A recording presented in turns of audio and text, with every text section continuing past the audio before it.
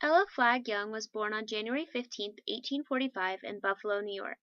She was the youngest child of three born to Theodore Flagg, a skilled metalworker, and Jane Reed Flagg, a caregiver. At birth, Ella was very frail and sick, so Ella's mother decided to homeschool her. Through the outdoors, Ella's mother taught her the critical thinking skills that would play a large role in Ella's career later in life. Despite Ella's mother's attempt to homeschool her, she never went to real school until the age of 10, when she had already taught herself to read and write.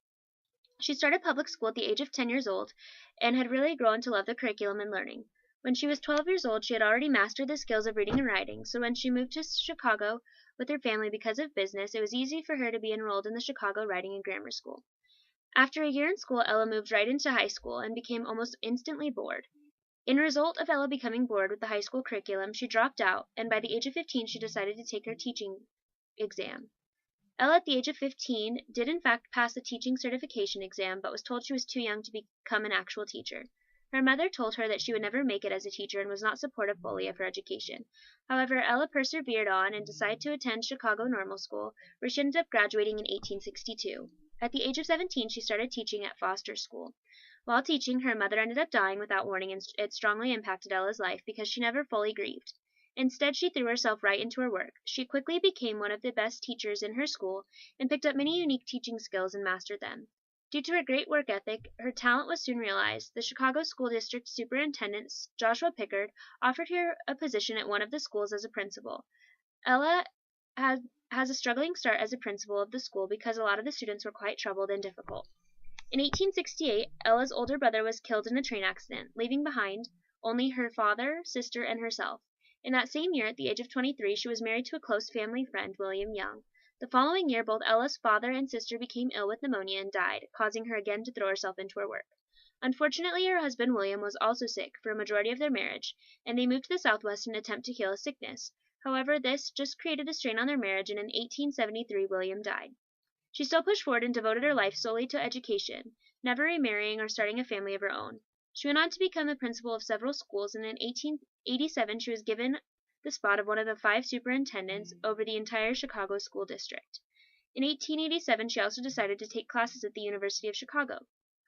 During this time period she met John Dewey, a professor at the University of Chicago, where she helped him create a democracy in education, and together they exercised their ideas on education and helped create a teacher education program. In 1900 she completed her Ph.D. and helped reorganize John Dewey's laboratory school. In 1900, at the age of 55, Ella was made professor of teacher education and stayed in that position until 1904. After studying a year abroad, she came back to the Chicago area in 1905 and became principal of the Chicago Normal School. Joan Smith, an author that wrote a biography on Ella's life, quoted, "Her administration stressed the scientific method applied to the art of teaching, the quality for which she had received such high praise from Dewey. She restructured the curriculum with an emphasis on integrating traditional subjects and utilizing students' experiences for greater meaning. As a principal of the Chicago Normal School, she screened students to make sure they were serious about their education and made sure the staff she hired was well qualified to teach. The hard work and research that Ella and John had put into their philosophy had paid off. Many claim that she brought a unity, efficiency, and quality to the schools that she had worked with.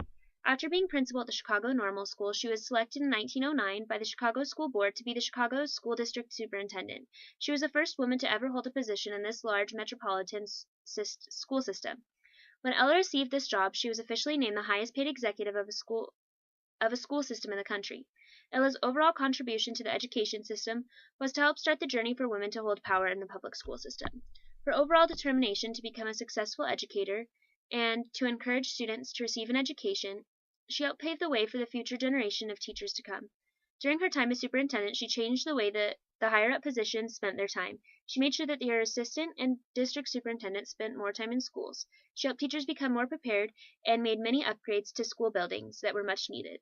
Many of the teachers in the school district loved Ella Flagg Young because she had an open-door policy and fought hard for a more regular increase in the teacher's salary. One of the first things the new superintendent did was to abolish secret evaluations. She announced that her door would always be open, with or without an appointment, to all teachers. She also recommended a higher and more stable salary schedule and began revising the course study. Teachers were involved throughout all of these revisions.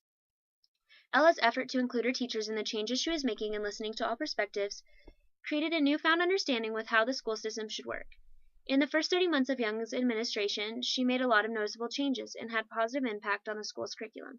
Young's influences helped make a manual arts course as well as an academic course available to any students who had any interest.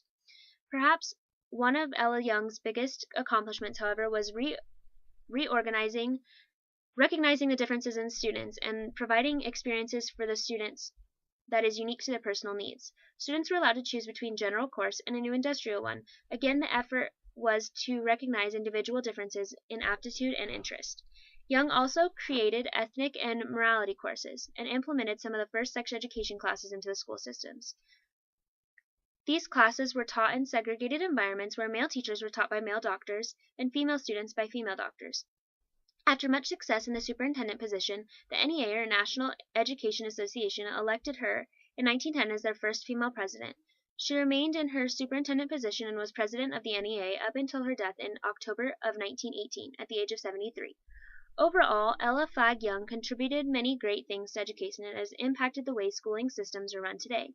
Today, teachers are held to a higher standard and are expected to be prepared for the courses they are teaching. I've noticed a difference in the courses I take in school as well, and I am so grateful for the opportunity to take courses that individually fit my personality and allow me to express myself. I also feel that it will be easier for me when I do start my profession as an educator. I will have an easier time approaching my bosses in the district because of her advocacy of an open door policy. Her teaching philosophy has also really impacted the way that I look and how I will teach my students as well. To announce the theory of education as fixed, determined, all-comprehensive